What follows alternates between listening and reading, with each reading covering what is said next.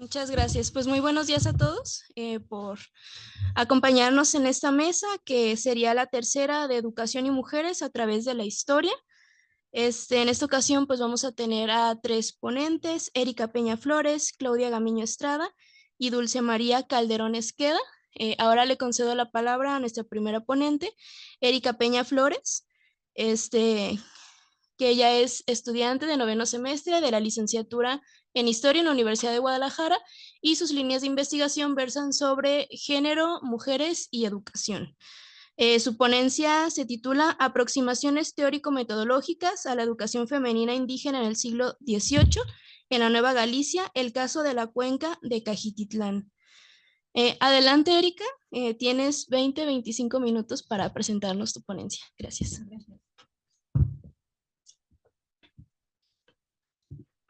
Hola, ¿qué tal? Buenos días a todas y todos. En primer lugar, quiero agradecer por concederme este espacio para presentar mi primer capítulo. Sé que tengo que hacer unas modificaciones, pero pues aquí estamos, vaya.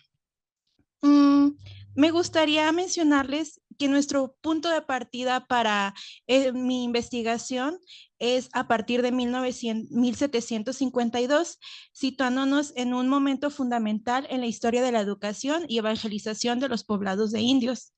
El Colegio de Santa Teresa de Cuetzcomatitlán, el cual fue erigido en la segunda mitad del siglo XVIII en un poblado del corregimiento de Tlajomulco, en la cuenca de Cajititlán.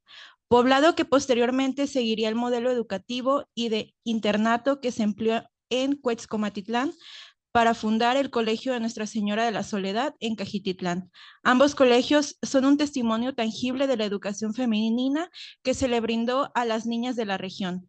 A través de las edificaciones, exploramos cómo las prácticas cotidianas de rezar, contar, cantar y leer intrínsecamente van ligadas a la vida cotidiana de sus habitantes y cómo éstas fueron tejiendo unas redes complejas para los significados que aún resuenan en el tejido social y cultural de la región.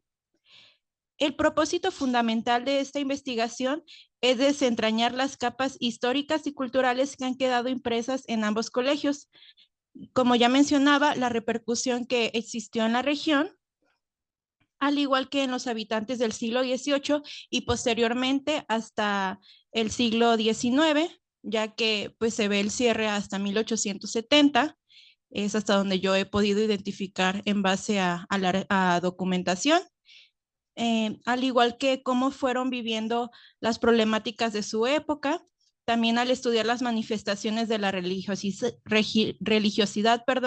la expresión artística, la transmisión de conocimientos, prácticas literarias y las labores mujeriles que tuvieron lugar en este espacio, aspiramos a reconstruir no solo la historia de un edificio, sino también las vidas y experiencias de aquellas mujeres indígenas que lo habitaron.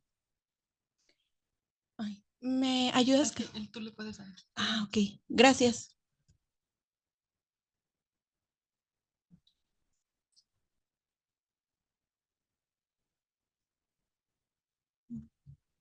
Bueno, aquí les presento un mapa. A mí me gusta mucho, está muy bonito, donde podemos localizar el lago de Chapala. En la parte superior aparece ya el poblado de Tlajomulco, Cuyutlán, Cajititlán, y en este momento todavía no se ve la fundación del poblado de Cuetzcomatitlán, que antes pertenecía a este poblado de Cuyutlán. Queda a un ladito para medio ubicarlos de una forma en región, vaya. Eh, Dentro del marco teórico conceptual, yo me voy hacia la historia social y cultural de la educación, historia de las mujeres y historia de la vida cotidiana. Y pues ya en lo teórico conceptual voy como ligándolo con todos estos conceptos que va desde el humanismo, evangelización en específico, la castellanización que va muy ligada a la evangelización, primeras letras, ideas ilustradas. La escolarización es un término que todavía y un concepto que estoy tratando de ir desentrañando para ver si realmente se puede ligar con esta investigación o lo tengo que descartar? La enseñanza femenina y labores mujeriles. Me gustaría ahondar un poco más respecto a la evangelización y la castellanización, ya que pues es parte fundamental de mi investigación, porque pues no solamente en estos colegios se les enseñaba a las mujeres indígenas a prepararse y ser mujeres, sino que también se les enseñaban las letras y el canto. De hecho, pues hasta la fecha en el poblado de Cuetzcomatitlán hay una fuerte tradición musical. Creo que luego esto se puede ir ligando con que pues hubo un monasterio o alguna institución femenina. Es una teoría, pero no sé si es cierta, pero pues creo que tendré que trabajar más en ella. Como les menciono, pues es parte de mi tesis que aún sigo desarrollando. Bueno, ya para pasar a lo de evangelización, pues tras la conquista y colonización de México, se inició un proceso de aculturación e intercambio entre culturas diversas y previamente desconocidas entre sí. Este fenómeno de asimilación dio lugar a un sincretismo en el cual algunos elementos prehispánicos ciertamente perduraron, aunque sufrieron diversas transformaciones. Los religiosos franciscanos fueron los primeros en llegar a la Nueva España en la tercera década del siglo XVI y se dedicaron de inmediato a la tarea de difundir el Evangelio por estas tierras. Según los testimonios, la tercera orden, como órdenes religiosas como dominicos y agustinos, que llegaron posteriormente, se esforzaron especialmente por suprimir manifestaciones propias de las religiones prehispánicas de los pueblos indígenas. No obstante, en el siglo XVII, los miembros del clero regular comenzaron a perder parte de su poder ideológico religioso y emergieron con mayor fuerza la idolatría de los naturales, que siempre habían estado latentes en comunidades indígenas.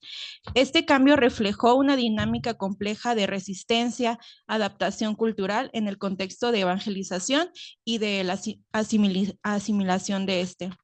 La evangelización además implica más que simplemente transmitir ideas católicas a los indígenas. También implicó inculcar un conjunto de convicciones consideradas universalmente válidas en ellos.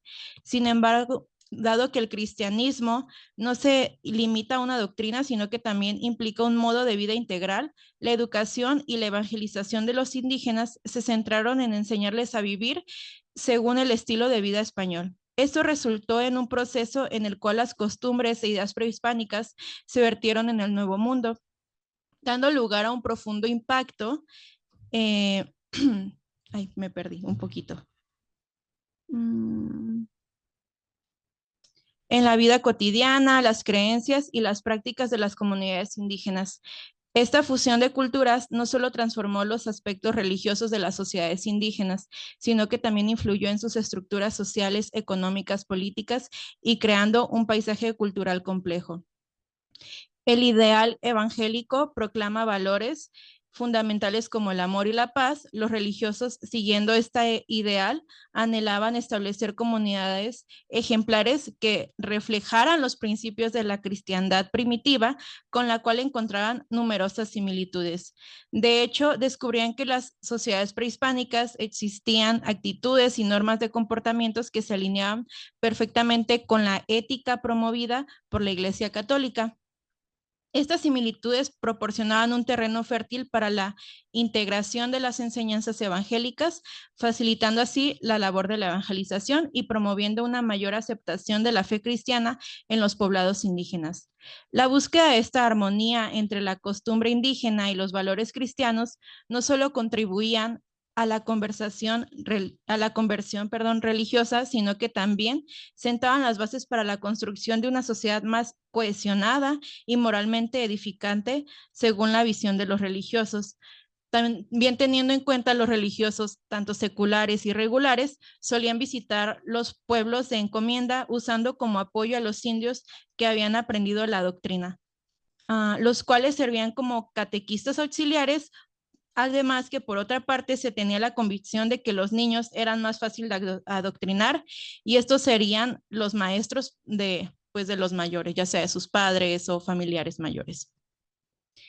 Y ya yéndonos un poco más hacia la castellanización, pues ya teniendo en cuenta lo que les mencionaba, desde inicios del siglo XVI existieron diversas ordenanzas y políticas para la evangelización de los naturales en la Nueva España.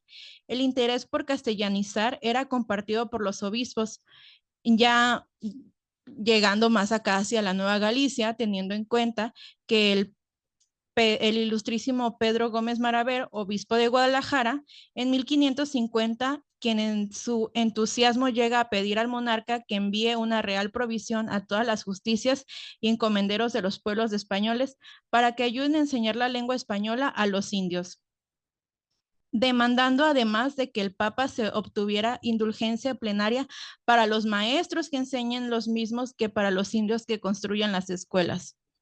Se menciona otro motivo para promover la castellanización, ya que esto ayudaría a los indios a asimilar la cultura europea, a tomar la política y buenas costumbres. En general, los frailes tampoco estaban de acuerdo con la idea, ya que juzgaban que junto con el castellano los indios adquirían no solo prácticas correctas de los españoles, sino que pues ya sus costumbres. Además de que el conocimiento del castellano permitía a los indios acceder y presentar sus quejas ante las autoridades sin tener intermediarios. El arzobispo Francisco Antonio Lorenzana y Buitrón lideró el movimiento más significativo de castellanización de los indígenas en la Nueva España, que después se replica en la Nueva Galicia, durante mediados del siglo XVIII, en respuesta a creciente preocupación de varios funcionarios civiles y eclesiásticos ante la situación existente, reconociendo la necesidad imperante de extender el idioma castellano a toda la región. El arzobispo concibió y planificó este importante esfuerzo no solo con fines religiosos de evangelización, sino que también con objetivos prácticos y políticos. Que tengan escuelas, cito textualmente, que tengan escuelas de castellano y aprendan los indios a leer y escribir, dice Lorenzana y Buitrón, pues de este modo adelantarán, sabrán cuidar su casa, podrán ser oficiales de república y explicarse con superiores, ennobleciendo su nación y desenterrando la ignorancia que tienen, no solo de los misterios de la fe, sino también del modo de cultivar sus tierras, crías de ganado y comercio de sus frutos. Ya avanzado el siglo XVIII, la enseñanza del castellano ya no correspondía solo a la evangelización. En este punto se buscaba eliminar por completo las lenguas mexicanas, pues se argumentaba que el castellano traía la felicidad y los idiomas indígenas son un estorbo para llegar a este punto deseado por el régimen.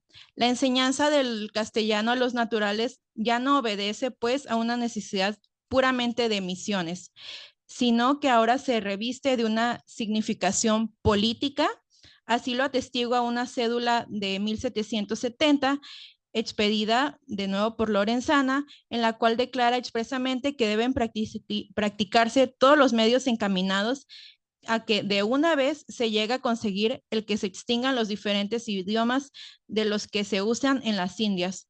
Como casi todas las empresas educativas, la castellanización de los indios no fue ni vasta, ni muy rápida, ni muy profunda. Por largo tiempo, tuvo que adoctrinarlos en un idioma, en sus idiomas nativos, y para la provisión de curatos aledaños a Guadalajara, se prefería a los que sabían las lenguas aborígenes. ¿Cuánto tiempo me queda? Llevas 13 minutos. Ok. Bueno, y también dentro de los principales argumentos de los conquistadores españoles, vemos pues esta de la enseñanza de las primeras letras. Específicamente en el poblado de Cajititlán se menciona a rectoras que estaban a cargo de las niñas indígenas.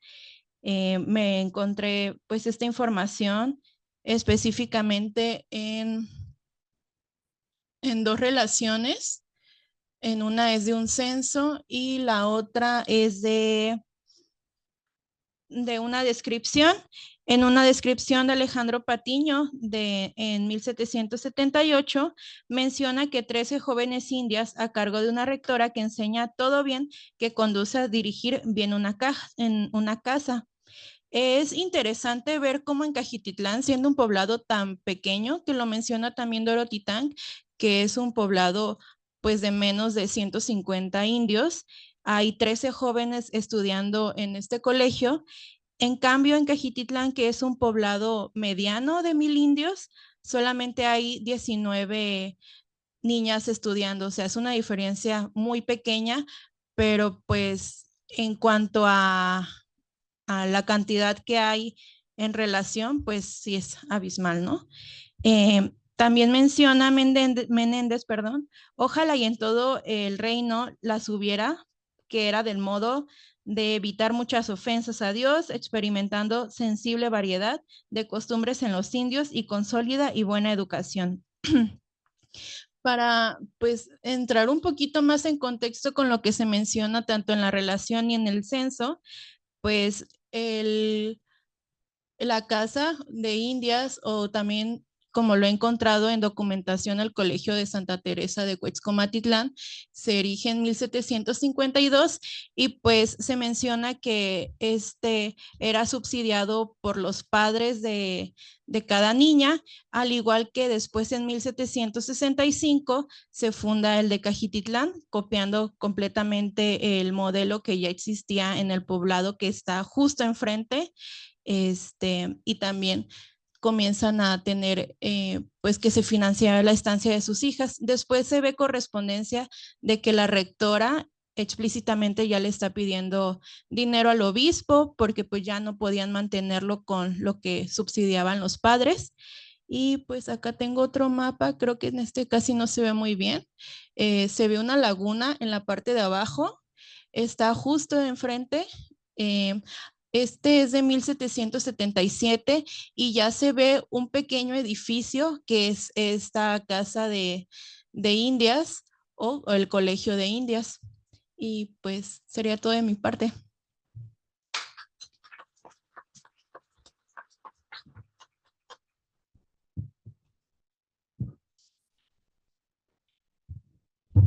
Muchas gracias, Erika, por tu presentación, que suena muy interesante. Esperamos poder consultar tu tesis muy pronto. Ya no debe faltar mucho. Y bueno, para continuar con el programa, a continuación sigue la doctora Claudia Gamiño Estrada, que nos viene a presentar la maestra Tere López, una profesora comprometida con su tiempo. La doctora Claudia es licenciada en Historia por la Universidad de Guadalajara, es maestra en Antropología Social y doctora en Ciencias Sociales con especialidad en Antropología Social por el CIESAS. Realizó un postdoctorado en el Centro de Estudios de Género de la Universidad de Guadalajara. Es miembro del Sistema Nacional de Investigadores Nivel 1. Actualmente se desempeña como docente e investigadora en la Universidad de Guadalajara. Coordinó recientemente el libro Historias del pasado y reconstrucciones del presente de problemas teóricos empíricos en compañía de la doctora Leticia Ruano Ruano y de Óscar Ramón López Carrillo. Es fundadora del Comité de Hermanamiento Lagos de Moreno Santi Spiritus, donde ha participado activamente como coordinadora, conferencista y expositora de arte. Sus líneas de investigación versan sobre el género, justicia, relaciones de poder, movimientos sociales y mujeres desde la época colonial hasta el presente, además de historia de América Latina en el siglo XX. Y bueno, también ha sido nombrada recientemente como coordinadora de la maestría en Historia de México de la Universidad de Guadalajara. Bueno, le dejo el espacio, doctora. Adelante. Gracias. Bueno, pues un gusto compartir y estar aquí con todas y con todos ustedes. Veo caras conocidas y me da mucho gusto verles, ¿no? Pues el trabajo que ahora yo les presento tiene que ver justo también con la maestra Tere López. Es una maestra que ha sido partícipe de los movimientos sociales en el estado de Jalisco y con una amplia trayectoria. Lo que ahora les presento es como un avance de investigación también que estoy realizando, que estoy efectuando junto con ella. Bueno, pues estamos trabajando juntas y bueno, les comienzo a comentar un poco. Sí, aquí, ¿verdad? Bueno. Bueno, les comento que conocí a la maestra Tere López cuando yo estudiaba la licenciatura en Historia. La conocí también, la vi en movilizaciones sociales, en las calles, en las marchas, siempre participativa en todos estos movimientos, ya sea sociales, sindicales en el estado de Jalisco. A pesar de conocerla desde hace ya tiempo, quizás desde 1994-95, no fue sino hasta diciembre del 2023 que comenzamos un proyecto de investigación en el que accedió a participar con sus testimonios para construir su historia de vida y que a su vez se vincula directamente con la construcción de otro proyecto que estamos haciendo de manera conjunta, que tiene que ver con la historia del Instituto Cultural de Relaciones Internacionales José Martí en Guadalajara, del cual ella es miembro fundadora y además es la directora.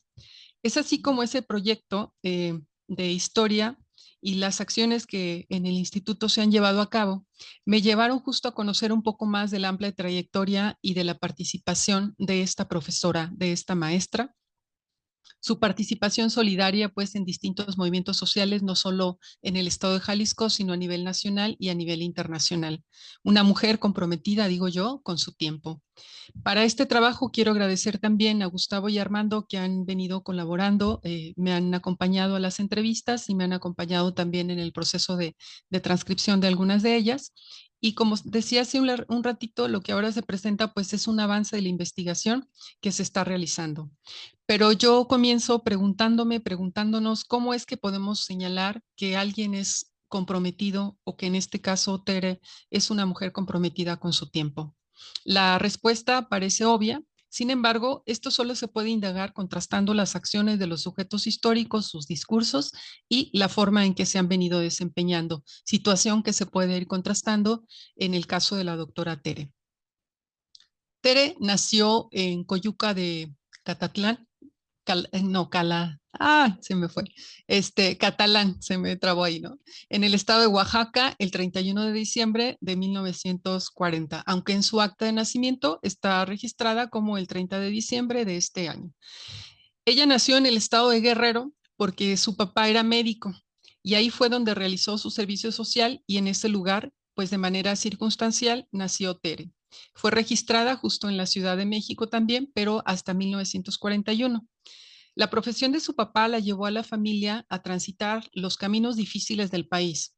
Cuando comenzaron a abrir la tercera carretera de la Ciudad de México a Oaxaca, su papá consiguió trabajo, labor que desempeñó acompañado de sus hijas, de sus hijos y de su esposa. Tere recuerda que, cito, había muchos heridos, muchos riesgos en la zona. Justo se refiere ella cuando se estaba construyendo la carretera de la Ciudad de México hacia Oaxaca. En aquel entonces hubo así una especie de lo que hoy fue el COVID, que era el paludismo, y morían muchos trabajadores, muchos niños, muchas familias. En esa zona de Oaxaca, que era una zona pantanosa, donde se criaba mucho el mosco. Ese fue uno de los lugares que yo recuerdo cuando andaba con mi padre. Su papá era médico en las minas, por lo que ella comenzó a ir a la escuela en Zacatecas. Empezó a ir también a la escuela y dice ella que se acuerda que iba a una escuelita con sus hermanas y que pues ahí estuvieron solamente poco tiempo, quizás como un año. Su mamá cuidaba a los hijos, pero también realizaba las curaciones, se desempeñaba como enfermera en las acciones cotidianas. Realizaba también acciones que tenían que ver con el apoyo cotidiano, no solo de los hijos, sino también a la labor que su padre tenía pues como médico. Tere ingresó a la normal en el año de 1956 y terminó en 1959, durante el sexenio de López Mateos. Su familia estaba asentada en Etzatlán, Jalisco. Allí estudió ya la secundaria. Salió del poblado para ir a la Ciudad de México a estudiar la normal. Así lo refiere Tere. No era la normal nacional, porque como yo iba egresada de una secundaria particular, la de Etzatlán, pues casi era muy difícil que egresados de las escuelas particulares pudiéramos entrar a la escuela nacional, a la normal nacional. Pero había también normales que se llamaban de cooperación, que eran con cuotas. Las cuotas eran muy bajas porque tenía un subsidio de la Secretaría de Educación Pública. A nosotros nos tenían así como a media beca. Teníamos que estar siempre con un promedio que fuera superior al 80 y pues si no, se acaba la beca y teníamos que pagar la cuota completa. Entonces, señala Tere, en la normal todos los maestros que daban o que daban clases eran maestros que también estaban dando clases en la normal nacional, por lo que tuve el acceso a ese tipo de profesores o a esos profesores en esta escuela normal por cooperación. Su paso por la normal, sus clases, las vivencias y las experiencias de los profesores marcaron su formación. Sus profesores, ella señala que eran de izquierda, ahora ella sí los identifica. Muchos de ellos fueron perseguidos por su participación en los movimientos magisteriales o por el apoyo a los movimientos sociales que se estaban generando en la Ciudad de México en esos momentos. Por ejemplo, ella señala el de los ferrocarrileros y dice, en aquellos años a Vallejo lo apoyaban los movimientos del magisterio, porque a muchos de los dirigentes de aquellos años, te hablo, dice, de los años 50, 60, 57, estaban muchos en la cárcel, muchos de ellos, incluso Vallejo. Y ellos eran de una ideología de izquierda, casi todos, hasta los que nos daban literatura, canto, o sea, se refiere pues a los profesores que les daban a ellas clase, el profesor de canto, la maestra de piano, aunque ella dice, ella nos enseñaba canciones para los niños de diferentes grados, ella se veía que era creyente y sobre todo, pero pues ella nos trató con mucho cariño también y no nos imponía sus cuestiones religiosas. Y los otros maestros, la mayoría, pues casi te puedo decir que eran ateos o así yo los identificaba, ¿no? Sino que el 100% te puedo decir, no el 100% dice, pero sí tal vez el 80%, la maestra de ética, el maestro de filosofía, el maestro de economía, y luego como ellos eran activistas, por ejemplo, el de economía era activista y el de filosofía también. Dice, pues hasta en muchas marchas acudían, los golpeaban y ellos iban y los defendían. Me acuerdo, dice, que el de economía estuvo en la cárcel y lo torturaron. Cuando regresó a darnos clases llevaba sus dos manos vendadas porque le sacaron las uñas y en la tortura le sacaron las uñas. Eso a nosotros nos afectó tanto porque él era nuestro maestro, lo queríamos mucho y lo estimábamos. Fin de la cita. Tere refiere que en ese momento ella no participaba en las marchas. Su abuelo, con quien vivía ella en la Ciudad de México, les tenía prohibido que asistieran, que no quería verlos de revoltosos. Ella sabía lo que sucedía por sus maestros, por los periódicos que leía.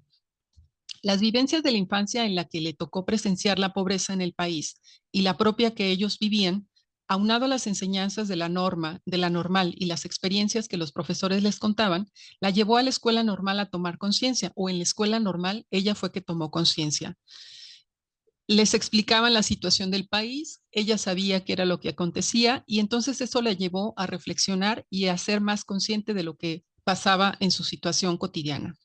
Su paso por la normal la llevó a conocer profesoras y profesores que formaban parte de las mujeres que estaban en la defensa del voto.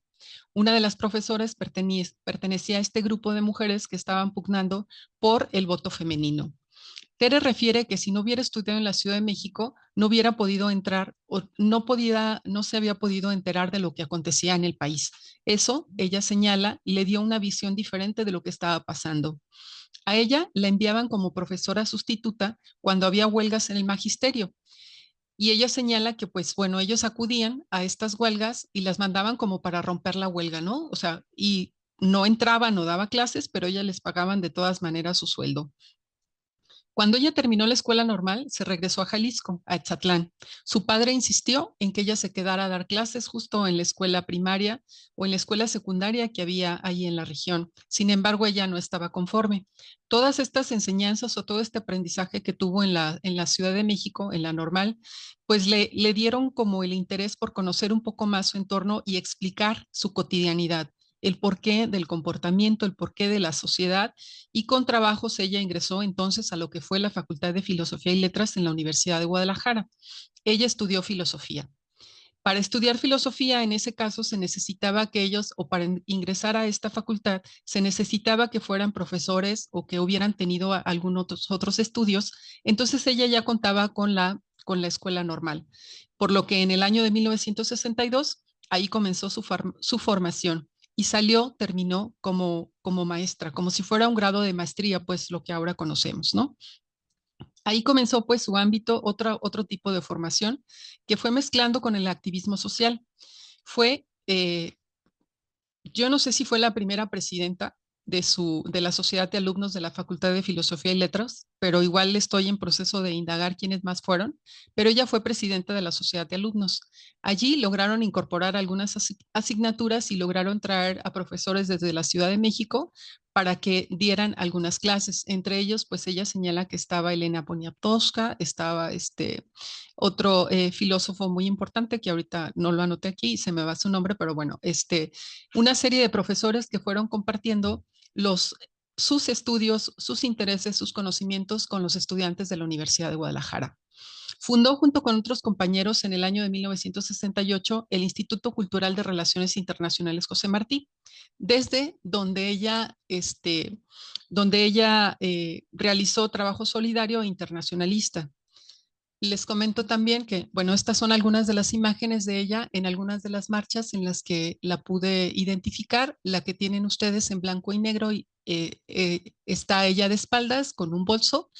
Es de los años 70 y es una de las manifestaciones en las que ella acudía ya en la ciudad de Guadalajara. La otra en la que ya se ve tres mujeres de frente, pues la de a medias es de 1996 y es una marcha en la que ella participó en el primero de mayo, ¿no? Estas marchas que se llamaban, que eran las marchas independientes que se venían realizando desde hacía muchos años en la ciudad de Guadalajara, ¿no? Aquí, por ejemplo, ¿verdad? Sí. Ay, se me fue. Bueno, estas imágenes que ustedes pueden ver aquí son los homenajes o cada año, en enero, cuando es el aniversario de José Martí, pues ellos van y entregan, hacen un homenaje a José Martí como parte también de las actividades en las que ella participa, que es el Instituto Cultural de Relaciones Internacionales José Martí, ¿no? Y bueno, ahorita voy a pasar esta otra parte. Ella, desde entonces, pues desde 1968, en el Instituto Cultural de Relaciones Internacionales, eh, comenzaron a gestionar que les dieran desde la embajada este apoyo para fundar este instituto y entonces realiza trabajo voluntario, solidario y ella estuvo, por ejemplo, también entre algunos otros lugares en El Salvador, apoyando pues al pueblo salvadoreño cuando se dio el Frente Farabundo Martí de Liberación Nacional y esta guerrilla que se fue realizando, este movimiento social que se generó en El Salvador. Desde luego que su actividad dentro del instituto pues la ha llevado a realizar infinidad de visitas y de acciones solidarias pues con Cuba. Ha realizado trabajo voluntario en las labores del campo, la divulgación de la cultura cubana. Fue profesora de la Facultad de Filosofía, perdón, fue profesora en la preparatoria número 2 de Filosofía, Ética y Lógica. De su vinculación con los y con las estudiantes surgió la visita también a la mina del Amparo, donde se dieron cuenta de que no había profesores, la población no sabía leer ni escribir y ella junto con otro grupo que la acompañó lograron que desde la federación se generara o se creara una plaza para profesores. Y ella me comenta que, bueno, entre la gente que iba se preguntaban, bueno, sí, vamos a conseguir la plaza, vamos a conseguir que haya un espacio para un profesor y para que estos niños y estas niñas puedan aprender a leer y escribir. Ella me decía que hay como 22 familias o son 22 familias las que entonces vivían y de ellas solamente 3 personas sabían leer, ¿no? Y escribir, una mujer y 2 hombres. Esto pues en los años 70. Y lo que ella hace es que, bueno, ella les plantea, les propone a los compañeros con los que ellos acudió, que eran sus compañeros profesores de la universidad, pues que ella se podría ir. Ella tenía ya un nombramiento de profesora normalista, entonces podía acudir. Y lo que hizo ella es que durante 2 años se fue a vivir a la ciudad al pueblo, al rancho del Amparo, donde había estado una mina, y ahí duró 2 años, ¿no? Ella dijo, estuve yo a punto de renunciar a mis clases que tenía en la Universidad de Guadalajara, pero hubo quien me apoyó y plantearon que pudiera solicitar una licencia por 1 año y entonces poder regresar al año y luego nuevamente irse al Amparo. Esto pues es una entrevista que yo realicé con ella y que ella me comentaba también que pues que eso la marcó mucho también porque desde entonces se comenzó, o sea, como que vivió más la pobreza, se empezó a dar cuenta que, por ejemplo, que no tenían para comer, no tenían, o sea, comían de lo que había justo, de lo que se producía, no sé, los nopales, lo que había pues en el campo y que cosechaban, pero la cosecha, lo que se llevaba pues el intermediario era prácticamente el 80% del dinero que eso, que salía de ahí, y entonces se quedaban con un poco de maíz, un poco de frijol, pero era como racionado para todo el año, ¿no? O sea, tenían que comer los niños poco o les daban de comer poco para que alcanzara para todo el año y para todos, ¿no? Y ella señala pues que ese tipo de situaciones pues la marcó más y sobre todo pues le dio como sentido a seguir buscando cómo resolver las problemáticas y cómo enseñar a los otros a salir pues de estas condiciones de injusticia. Y voy a regresar ahorita un poco al amparo y que tiene que ver con su labor que ella desempeñó en años posteriores, ¿no?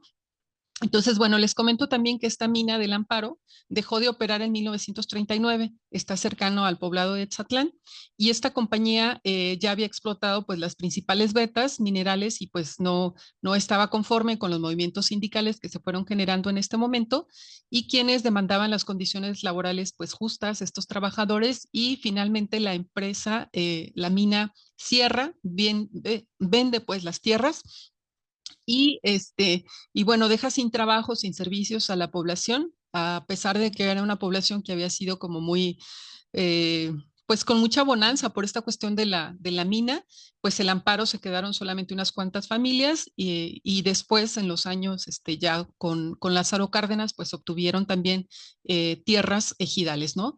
Después, pues bueno, la mina cayó, digo, o sea, pues la población quedó como deshabitada, los edificios antiguos, pues bueno, se fueron deteriorando y esa es como la situación que a ella le tocó vivir también en los años 70, ¿no?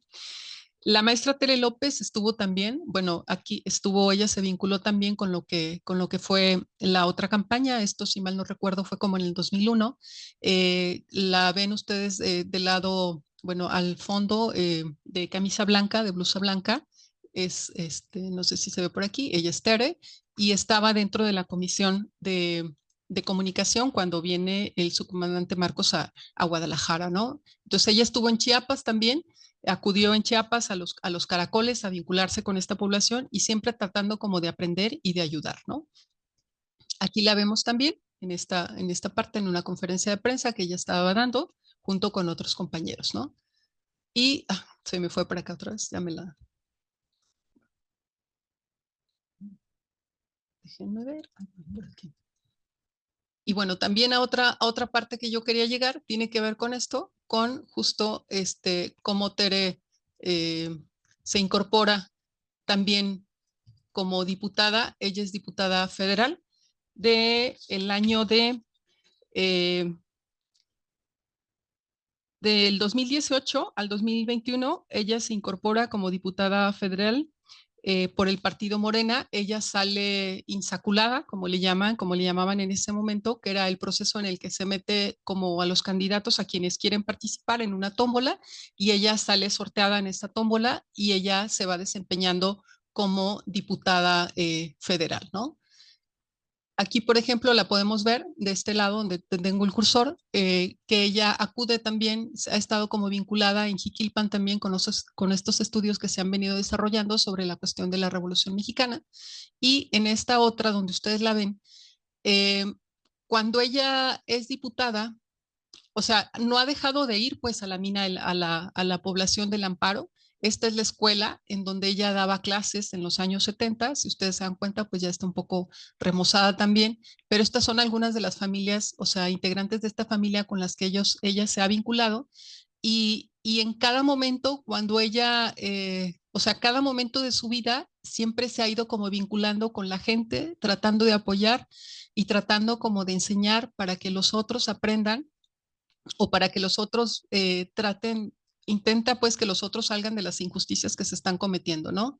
Ahorita actualmente en este poblado del Amparo hay un litigio por una de las personas que se dice herederas pues de la mina del Amparo y que es una señora que va y les dice que pues todo ese territorio, incluso la escuela, los corrales, todo lo que tienen, pues es de su propiedad porque en un momento la mina se los vendió. Sin embargo, pues ellos tienen título de propiedad como ejidatarios y cuando ella llega al Congreso, pues justo lo que hace es apoyarlos también para que se le dé entrada pues a este proceso legal y buscar pues las estrategias para que no saquen a la gente de sus casas, ¿no?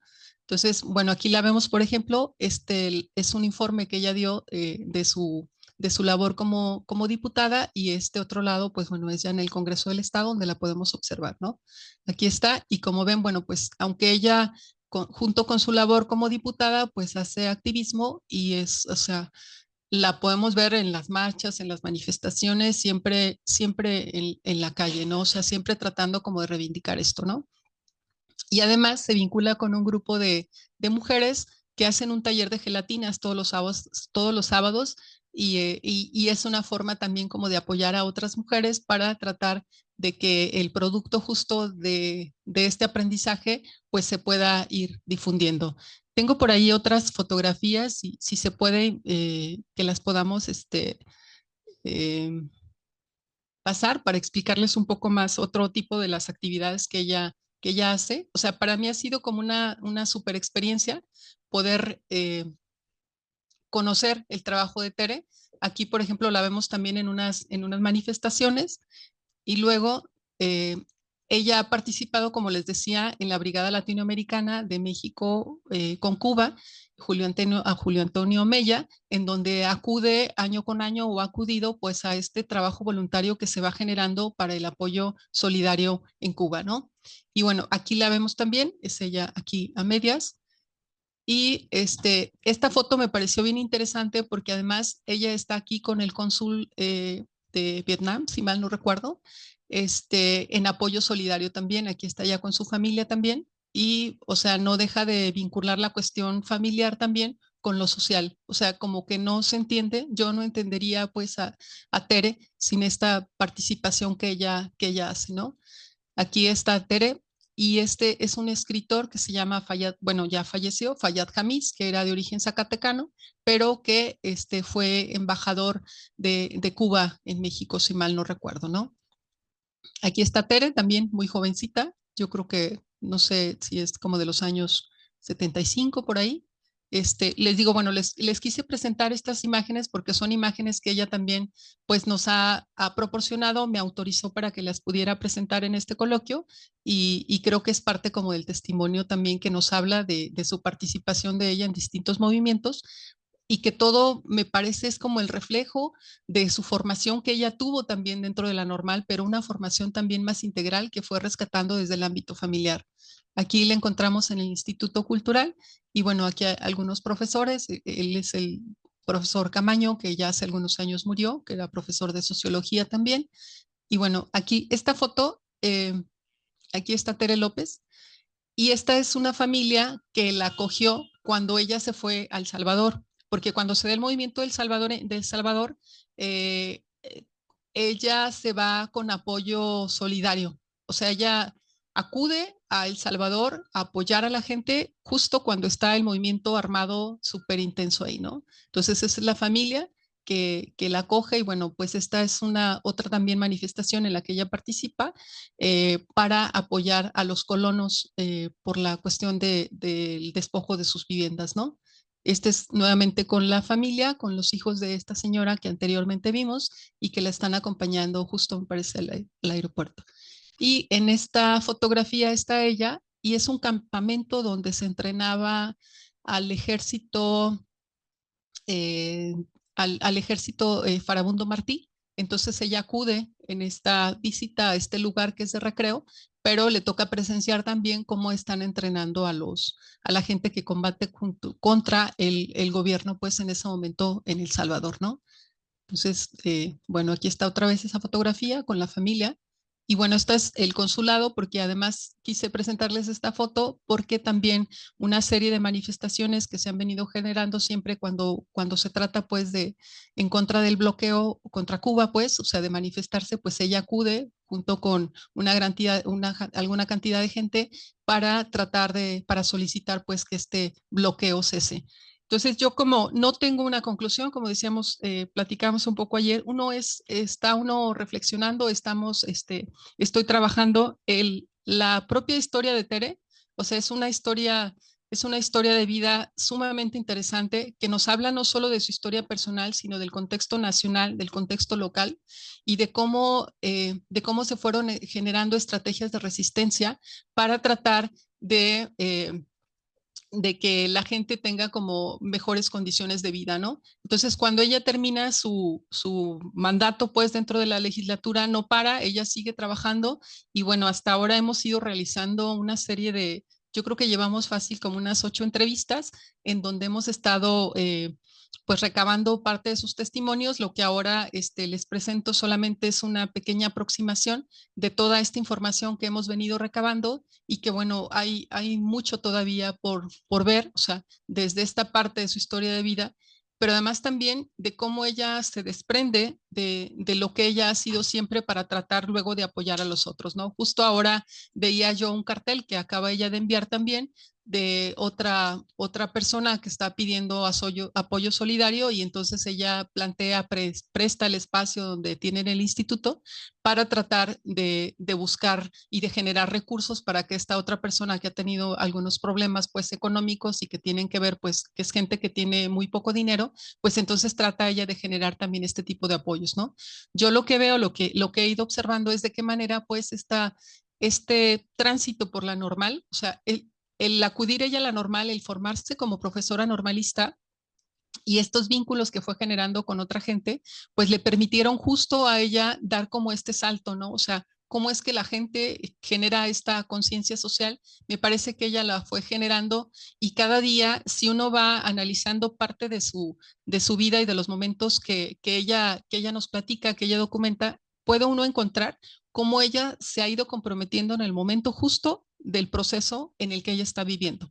O sea, si se trata del movimiento zapatista, si se trata de sacar a la gente o de buscar que los niños tengan educación y tengan una escuela, pues ella se compromete, se va, busca y trata como de resolver o de apoyar a la gente para que la gente resuelva, ¿no? Entonces, quería presentarles este avance. Digo, yo estoy muy emocionada y muy apasionada y además estoy muy agradecida con Tere también porque a ella no le gusta hablar de ella, o sea, siempre habla de lo que sucede alrededor y que ella me haya autorizado también para que yo presente ante ustedes en este coloquio, pues, o sea, también es mi agradecimiento pues desde aquí, aunque ella no está presente, parece que tenía ya alguna actividad, pero quiero también hacer un paréntesis de cómo llego yo, bueno, llego yo con ella, pero hay otra diputada, que fue la primera diputada de izquierda en Jalisco, que es Beatriz Híjar Medina. Ella fue diputada por el PSUM en los años 80 y cuando yo entrevisto a Beatriz, ella me dice que su profesora fue Tere López, que Tere López fue su profesora y que siempre la inspiraba y que le dio clases de ética, que le dio clases de filosofía y entonces empiezo a ver como esa liga y yo le pregunto a Tere, oye Tere, fíjate que había entrevistado años atrás a Beatriz Híjar y no sé qué, y ella me comenta esto. Entonces me dice, bueno, pues es que era una joven también muy inquieta y también por eso pues ella tuvo sus logros, ¿no? Pero pero digo, son profesoras igual como esta parte que hemos venido platicando en estas 3 mesas que tienen que ver con la educación con las mujeres, o sea, son mujeres que han inspirado a otras mujeres para lograr y para permitirnos pensar que las mujeres podemos hacer muchas cosas de las que no siempre nos han o de las que en las que no en todos los ámbitos, pues, nos dicen que podemos hacerlo, ¿no? Entonces, a mí me pareció súper interesante esta parte de, pues, Beatriz Híjar fue la primera diputada de izquierda en Jalisco y fue, pues, discípula, pues, o fue su profesora Tere López y ella la reconoce también como parte de su mentora. Y bueno, posteriormente, pues, Tere López es una de las primeras diputadas en esta zona también en esta circunscripción que se llama, por el partido Morena también, con ella sí, con toda una gama pues de origen de izquierda, ¿no? Y bueno, pues con esto termino, hay mucho todavía por documentar y ya les iremos platicando qué más sucede ahí, ¿no? Muchas gracias. Muchas gracias, doctora, por su muy interesante presentación. Me gustaría preguntar si ya llegó la tercera ponente, Dulce. Adelante, Dulce, gracias.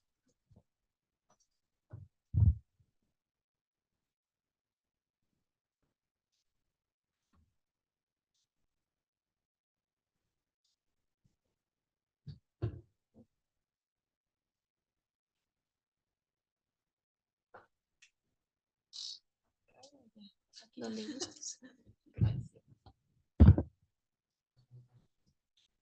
Bueno, mientras tanto les platico, Dulce María Calderón Esqueda Es profesora de educación secundaria, egresada de la Escuela Normal Superior de Jalisco y de la licenciatura en Historia por la Universidad de Guadalajara. Y ella nos viene a presentar Niñas Menstruantes, el biopoder como control del cuerpo femenino de las políticas públicas a los libros de texto. Ay, sí, sí. Bueno, buenas tardes.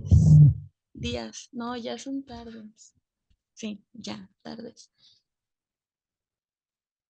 Bueno, antes de comenzar me gustaría contarles cómo surge el interés de esta investigación y bueno, es un avance de investigación para mi tesis de la maestría y bueno, trabajo con niñas de secundaria, ¿no? Entonces lo que vemos es que muchas veces este discurso suele estar limitado a lo que se ve en los libros de texto, ignorando que pues estos libros de texto se hacen bajo un discurso nacional, ¿no?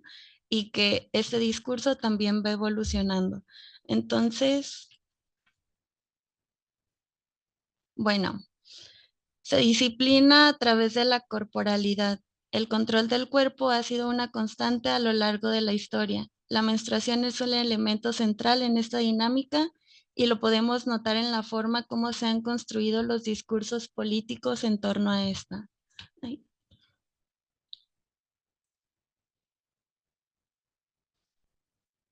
A partir de este trabajo busco explorar a través de los libros de texto gratuitos que distribuye la Secretaría de Educación Pública y la Ley de Menstruación Digna, cómo se manifiesta el biopoder y el control sobre los cuerpos de las niñas en el abordaje de la menstruación en educación secundaria. Bueno, soy una mujer de los 90, ¿no? Crecí teniendo esta película como referente en mi adolescencia, entonces es Perfume de Violetas y hay una escena muy significativa en esta película que pues la niña se mancha, Jessica se mancha y la regañan y la castigan y le ponen así a estar bajo el sol, un castigo súper cruel porque no sabe llevar su regla en esos momentos. Entonces crecimos siendo educadas bajo estas imágenes y bajo estas escenas y de ahí la importancia de estudiar estos discursos, ¿no? Nombrar las cosas nos permite hacerlas visibles. Por ello inicio con un recorrido histórico que parte de lo higiénico de Jalisco, políticas higiénicas que surgieron en el siglo XX, así como el lenguaje y el discurso de los libros de texto. Esto con la intención de analizar las nociones de higiene y civilidad que se utilizaron como mecanismos de control y disciplinamiento de los cuerpos, especialmente de las clases populares y de las mujeres optando por políticas públicas higienizadoras, tales como entubar el río San Juan de Dios o regular el consumo de bebidas alcohólicas, claro, para las clases populares y siempre en el nombre de la higiene. Este análisis permite comprender cómo estas lógicas se trasladaron posteriormente al ámbito educativo. Las políticas públicas lo abrazan todo y aunque Jalisco sea territorio conservador, la educación sexual llegó lentamente, con la respectiva oposición de grupos conservadores. Sin embargo, los libros de texto de la Secretaría de Educación Pública se convirtieron en dispositivos de poder que regularon y normalizaron estos discursos, estos saberes y estas representaciones en torno a la menstruación y a la idea de feminidad. Que bueno, nos vamos dando cuenta que conforme vamos nombrando las cosas, las vamos haciendo visibles, ¿no? Y el nombrar pues nos permite identificar que es importante saber qué se está nombrando, pero también por qué se están ocultando algunas cosas, porque no se están nombrando algunas cosas. Y el tema de la menstruación no llegó a ser tema en México hasta los 70s.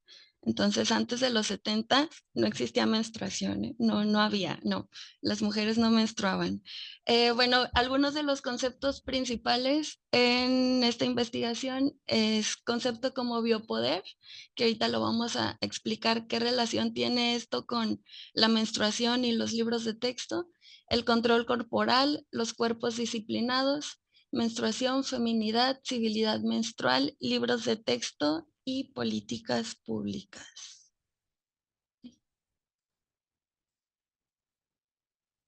Muy bien. El control de la mujer implica también el control de su cuerpo. Por ello, con la intención de explorar la forma como estas políticas públicas y cómo los libros de texto se ven reflejados en el aula, y cómo esto conforma un sistema de creencias, cómo va adquiriendo un lenguaje sobre el cuerpo femenino, cómo a partir de esto se crean hábitos, normas y conductas, y que siempre buscando regular la forma como las niñas deberían llevar su menstruación. Este trabajo explora cómo las políticas públicas responden a dinámicas hegemónicas y normativas y que llegan a tener un enfoque comercial, moralizante o higienizador. Este concepto de higiene evoluciona en el control del cuerpo femenino, en las políticas públicas y con ello en el discurso emitido en los libros de texto. Conceptos como biopoder, medio de control corporal y del discurso, por la importancia de recordar que también se disciplina desde la corporalidad. El control de la sociedad sobre los individuos no se opera simplemente por la conciencia o por la ideología, sino que se ejerce con el cuerpo, en el cuerpo. Para la sociedad capitalista lo importante era lo biológico, lo somático, lo corporal, antes que nada. Bueno, esta es una referencia de Foucault que nos explica cómo sí se lleva un poder institucionalizado, pero más allá es que se institucionalizan las dinámicas del cuerpo a partir de la creación de hábitos. Entonces, si intentamos mantener la menstruación cerrada o alejada del ojo masculino, es también una forma de seguir perpetuando el hábito. Si intentamos mantener la menstruación alejada de la conversación pública, pues es seguir perpetuando estos hábitos y seguir alejándolo de la conversación pública. Por ello resulta fundamental hacer evidentes aquellos mecanismos de control corporal, que en este caso son los libros de texto gratuitos, y así identificar bajo qué discursos se sostienen los mitos y tabúes sobre la menstruación en México, por qué se nos enseña desde niñas que es necesario mantenerlo en privado, y por qué se nos dice que la menstruación se trata de un evento sucio. Discursos que se viven con las niñas de 12 y 13 años en secundaria, que no han aparecido de forma inocente, sino que parten de organismos de poder que regulan y que dan nombre a las cosas. Muy bien. Bueno, la forma en cómo se va institucionalizando esta idea de la menstruación y cómo lo vamos llevando a una conversación pública, ¿no? Para hablar primero, encontramos a la ONU y cómo la ONU nos habla de cómo la educación es obligatoria y debe ofrecer ciertas condiciones. Nos explica que tendrá por objeto el pleno desarrollo de la personalidad humana, el fortalecimiento del respeto a los derechos humanos y a las libertades fundamentales. En teoría suena muy agradable y suena muy bonito. Y luego nos encontramos la Ley General de Educación, que nos establece que las actividades que realicen las autoridades educativas se regirán por los principios de equidad y de inclusión, que tiendan a establecer condiciones que permitan el ejercicio pleno del derecho a la educación de cada individuo. Ahora, con estos organismos tan grandes y con esta institucionalización de la educación pública, nos podemos dar cuenta que el tema de menstruación es algo muy contemporáneo y que no nos encontramos hasta décadas posteriores la ley de educación, la ley de menstruación digna. Entonces, con la ley de menstruación digna aprobada en Jalisco apenas hace 2 años, y 2022, bueno, en esta ya nos explica: toda persona tiene derecho a una menstruación digna, es decir, a contar con información, insumos, instalaciones y condiciones adecuadas para atender su ciclo menstrual de manera segura, saludable, libre de estigmas y discriminación. Y es que está bien impresionante cómo en educación básica o en escuelas públicas muchas veces ni siquiera hay agua en los sanitarios, y que esto se trata de un tema de salud pública y que nos habla de que tener poca accesibilidad a estos servicios básicos, estamos atentando contra una menstruación digna, porque nos habla de insumos, nos habla de recursos básicos y nos habla de información que las niñas y mujeres debemos tener para poderla llevar y que pues esta información sea libre de tabúes también, ¿no? Resulta fundamental mencionar que esta ley de menstruación digna nos habla implícitamente también de poner en discusión pública el tema de la menstruación y educación sexual, cuando por siglos se había quedado en lo privado. Ahora bien, los libros de texto juegan un rol fundamental en el discurso nacional, en el dominio del lenguaje y en la construcción de un sistema de creencias. Sabemos que los libros, los materiales educativos y los programas de formación deben estar libres de sesgos y estereotipos de género, promover la equidad y la no discriminación. Sin embargo, no siempre ha sido de esta forma. Los discursos en los libros de texto han evolucionado junto con las sociedades y las políticas públicas. De acuerdo con la UNESCO, los materiales educativos deben presentar información precisa y libre de estereotipos de género, mitos y tabúes sobre la menstruación. Bueno, más adelante vamos a ver algunos ejemplos de cómo no necesariamente se presentan estos ejemplos y que muchas veces en las ilustraciones de los libros de texto pues también se refuerzan estereotipos como de, bueno, pues tú que eres mujer, ponte a barrer, ¿no? Entonces son imágenes explícitas que se pueden ver, pero bajo la norma estamos libres de estereotipos. Es importante destacar que la educación en menstruación no solo debe abordar aspectos biológicos y fisiológicos, sino también aspectos emocionales, psicológicos y sociales que pueden experimentar las niñas durante este proceso. La información sobre menstruación en los materiales educativos se enfoca principalmente en los aspectos biológicos, sin abordar adecuadamente los impactos emocionales, psicológicos y sociales que pueden experimentar niñas y adolescentes. El control de la mujer implica también el control sobre su cuerpo. Por lo tanto, es fundamental que la educación en menstruación sea integral y aborde todas las dimensiones de este proceso natural. Muy bien, ahora, entendemos como feminidad, porque también este discurso que se plantea en los libros de texto va de la mano con una política internacional, ¿no? Entonces, pues México no está aislado del mundo y lo que llega a México también son referencias que en otras partes se ven ya desarrolladas o en desarrollo. Entonces, bueno, para construir esta idea de feminidad y de por norma debemos mantener la menstruación oculta porque qué oso que se te note o qué mal que se te vea. Bueno, tenemos estas ideas de feminidad. Entonces, para empezar, está Simone de Beauvoir que nos explica cómo esta idea de feminidad es una construcción cultural, una noción inestable que cambia de acuerdo con las condiciones históricas, sociales y culturales. Entonces, bueno, si nuestros libros de texto para la década de los 60s, 70s no hablaban de una educación menstrual, pues también se debe al contexto de la época, ¿no? A una temporalidad. Y que si se empieza a ver hasta los 70s, no necesariamente es para que las niñas y las mujeres estén informadas sobre sus cuerpos o sobre la menstruación, sino que es porque en México se empieza a ver un crecimiento demográfico y también de eso va la biopolítica y el biopoder. Bueno, también está Judith Butler, que nos explica, ay no, lo leí volteado.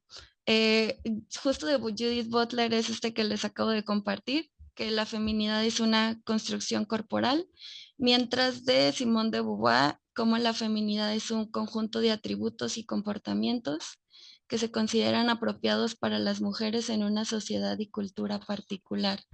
Y ahora, bueno, esta esta tercera escritora que en México, bueno, filósofa, escritora, que en México revolucionó como el papel de la mujer, ¿no? Y la mujer profesionista sobre todo, Rosario Castellanos, y se replantea ideas sobre la maternidad y la corporalidad. Nos explica cómo la feminidad no es una esencia, sino una construcción social impuesta a las mujeres para mantener su subordinación. Entonces, esto lo relacionamos con el discurso nacional que se da en los 70s, y si se enseña a las mujeres en los 70s a partir de políticas públicas y a partir de un libro de texto cómo llevar su menstruación, pues es con la intención de disminuir a la población en México, de poder tener estos parteaguas en donde si hay un crecimiento demográfico, pues a partir de esta educación hacia las mujeres podemos controlar ese crecimiento demográfico.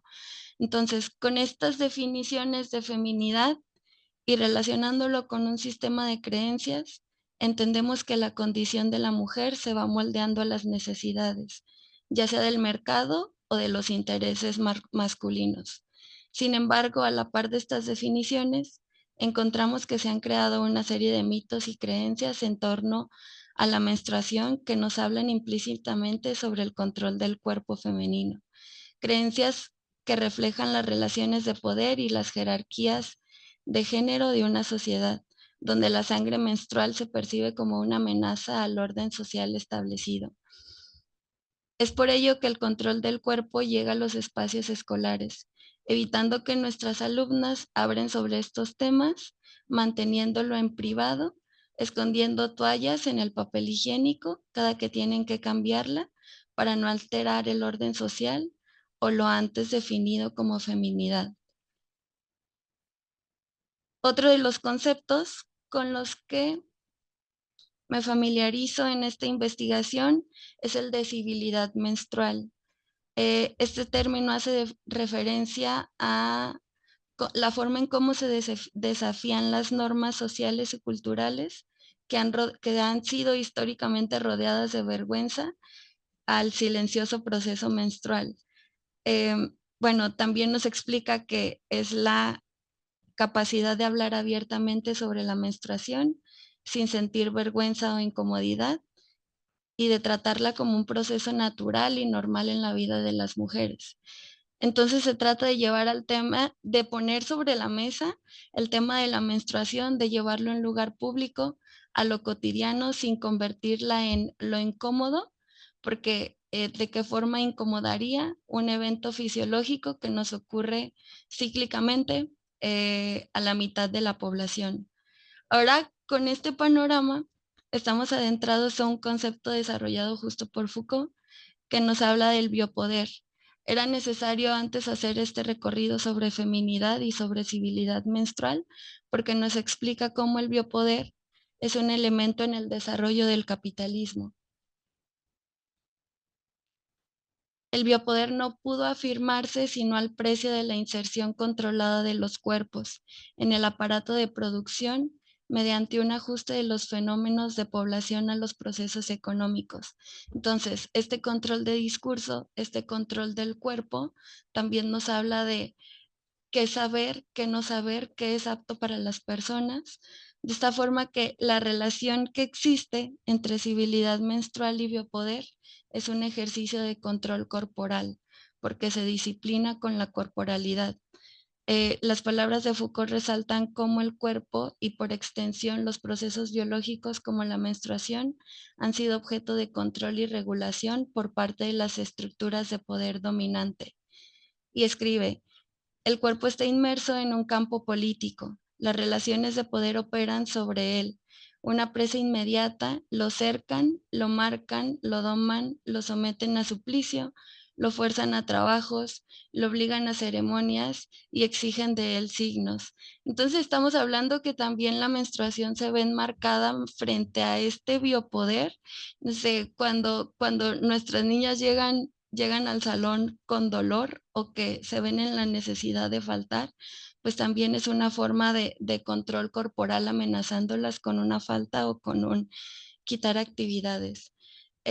Con estas palabras encontramos que el biopoder ha ejercido control y regulación sobre la menstruación femenina a través de tabúes, estigmas y restricciones, al tiempo que la civilidad menstrual surge como una forma de resistencia y empoderamiento frente a este control, promoviendo la aceptación, la normalización y autonomía de las mujeres sobre sus cuerpos y procesos biológicos.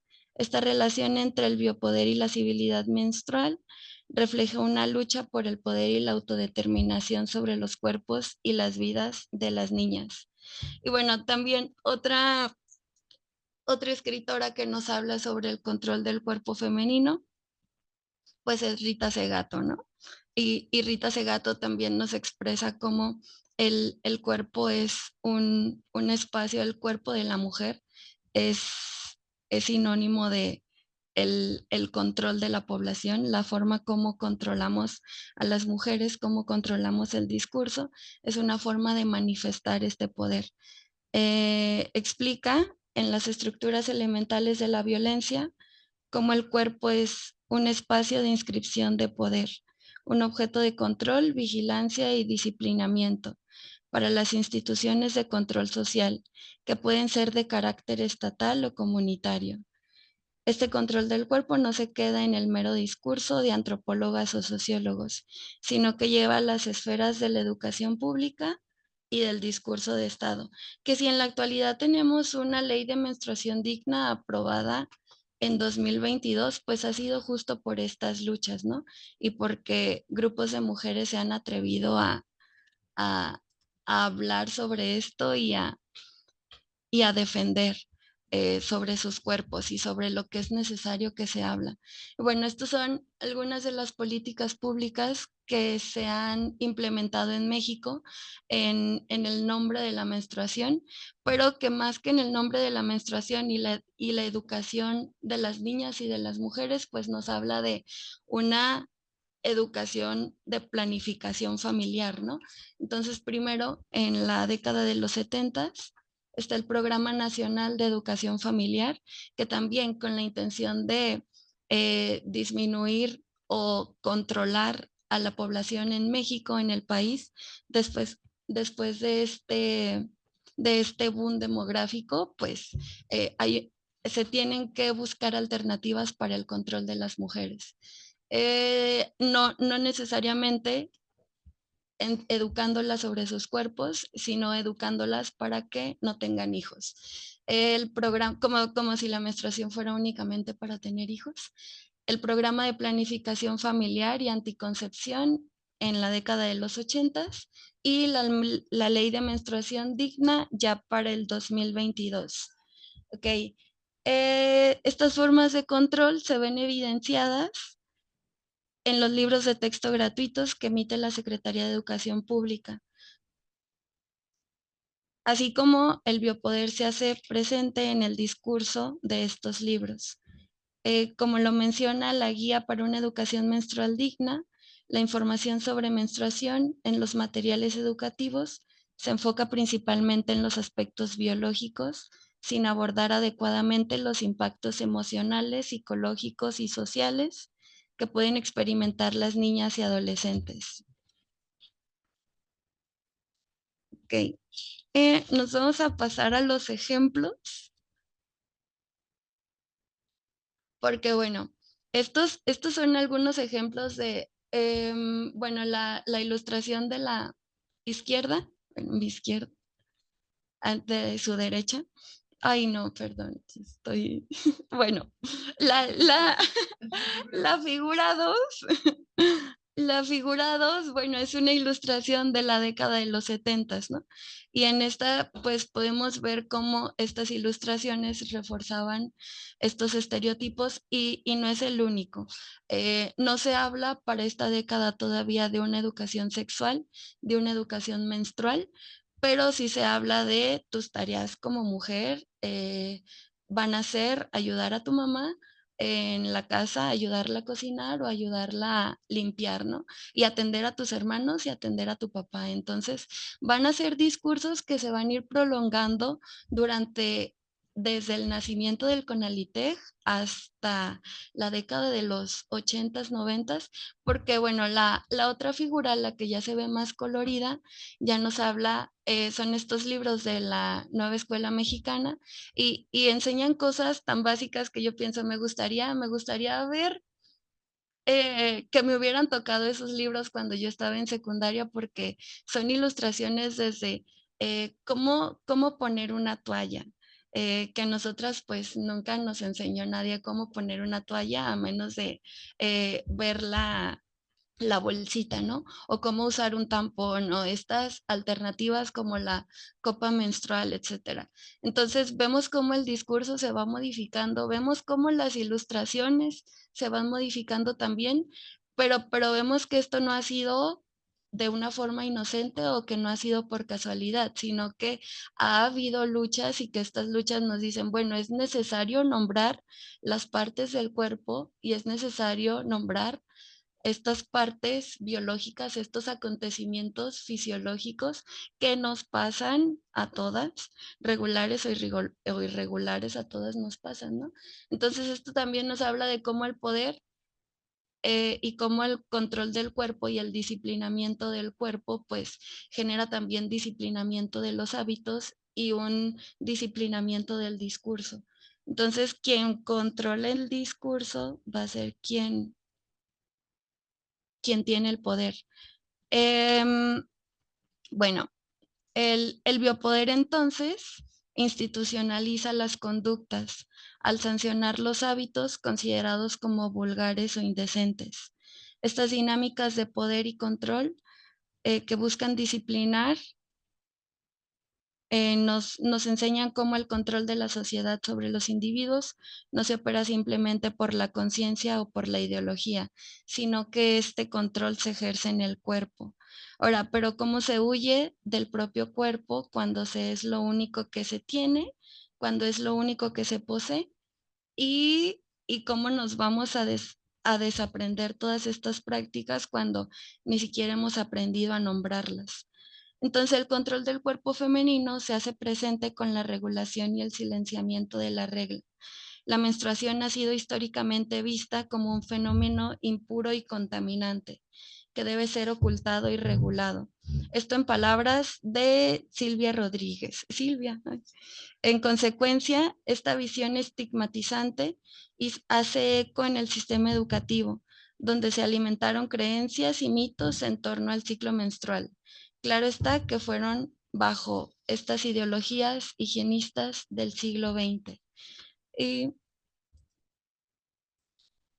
ok, sobre esto del CONALITEG, bueno, el CONALITEG es esta institución que crea los libros de texto gratuitos y que los distribuye a nivel nacional.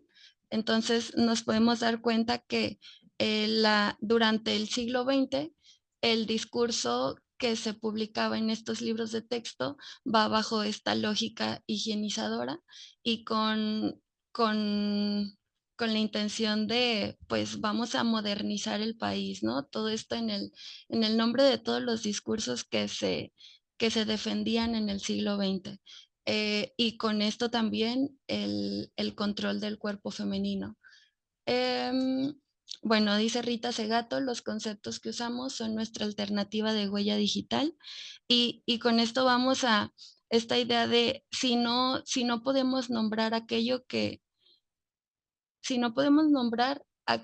nos está ocurriendo en el cuerpo, pues de qué forma nos vamos a apropiar de eso, ¿no? Si no podemos saber qué es lo que nos está pasando, pues cómo vamos a tomar acción a partir de esto.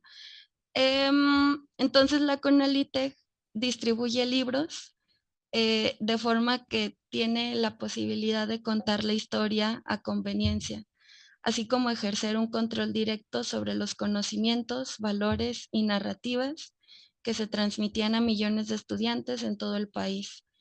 Entonces, los libros de texto gratuitos han sido utilizados como un instrumento para promover una visión oficial de la historia, de la cultura, de los valores nacionales, dejando poco espacio para perspectivas disidentes o críticas.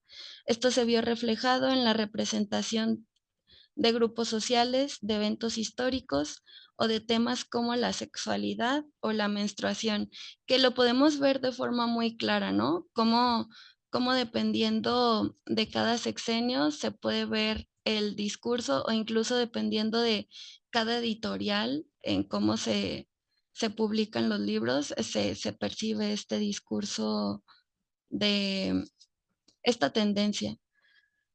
Entonces, bajo esta visión, los libros de texto gratuitos son dispositivos de poder que regulan y normalizan ciertos discursos, saberes y representaciones, que nos enseñan de qué se puede hablar y de qué no, ejerciendo control sobre los cuerpos. Estos discursos se forman bajo determinantes históricas y sociales, lo que establecen también qué conocimientos son válidos y legítimos y que otros son marginados y excluidos. Esto se hace presente en el control del cuerpo femenino y en el silenciamiento de todo aquello que no parezca la narrativa hegemónica, como la menstruación. Quien controla el discurso tiene ventaja.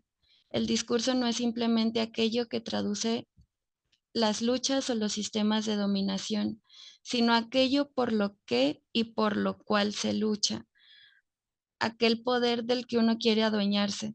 Fue así como los libros de texto moldearon un país entero, pues eran los dueños del discurso. Y ya para terminar, bueno, aquí otra imagen de cómo se muestra que es un derecho conocer tu cuerpo, es un derecho tocarse y qué bueno, ¿verdad? Porque en otros tiempos estaba castigado pecados y te masturbas, pero ahorita ya, es un derecho tocarse. Bueno, y ya para terminar, es fundamental mencionar que al perpetuar los discursos de los libros de texto gratuitos del siglo pasado en temas del control del cuerpo femenino y la menstruación, estamos fomentando desinformación y estereotipos de género tradicionales. Aquí la importancia de apropiarse del discurso, como se ha visto en estos últimos años, en materia de civilidad menstrual y género.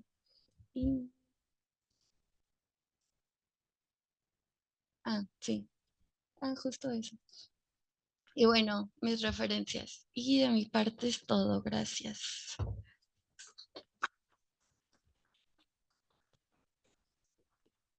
Muchas gracias, Dulce, por tu presentación. Y bueno, se abre un espacio para preguntas y comentarios a las ponentes. Por si alguien gusta hacerles una pregunta a Dulce, a Erika, a Claudia.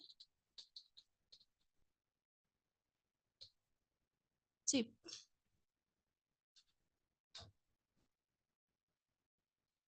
Sí.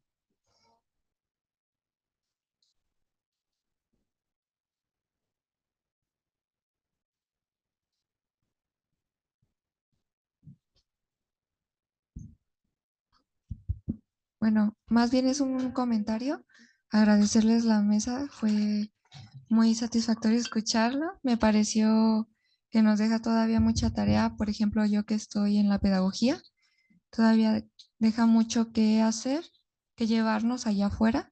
Y principalmente me quedé muy encantada con tu presentación. Pienso que el tema de la menstruación es un tema que todavía, aunque hablamos ya de derechos y de, pues que tenemos estos tipos de libertades actuales, pues sigue siendo complejo, ¿no? Llevarlo incluso al aula o trabajarlo directamente ya en los grupos con niñas o con familias, ¿no? O sea, todavía sigue siendo complicado, pero me encantó. Y bueno, eso, agradecerte mucho esta información que nos trajiste hoy y a todas las demás ponentes. Muchas gracias. Muchas gracias por el comentario.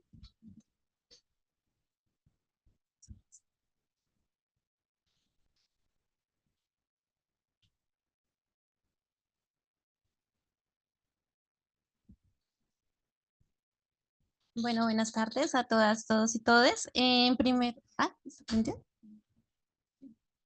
¿Sí se escucha? Bueno. En primer lugar, agradecer a cada una de las ponentes. No alcancemos pues a llegar a tiempo para la exposición de la primera ponente, pero en el caso de Claudia y Dulce, que sí pude presenciar y escuchar toda la exposición.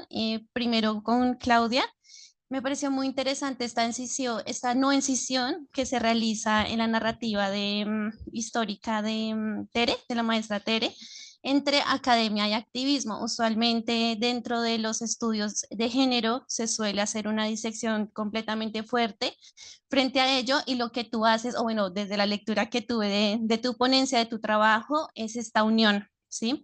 Y que es muy, muy importante, además porque se hace en vida. Entonces lo escribí acá como la importancia del acontecer de la memoria histórico-pedagógica, pero que se hace, o sea, en esta conversación, en el ejercicio colectivo, del ir y venir, de los tiempos, de los no tiempos, del carácter situado también latinoamericano que generas allí, de los tránsitos, de las fronteras físico-espaciales, pero también de las fronteras propias. Y decías un poco esto de que cómo ella se cuestiona o se indaga en, no me gusta hablar de mí misma, sino de lo que yo he hecho.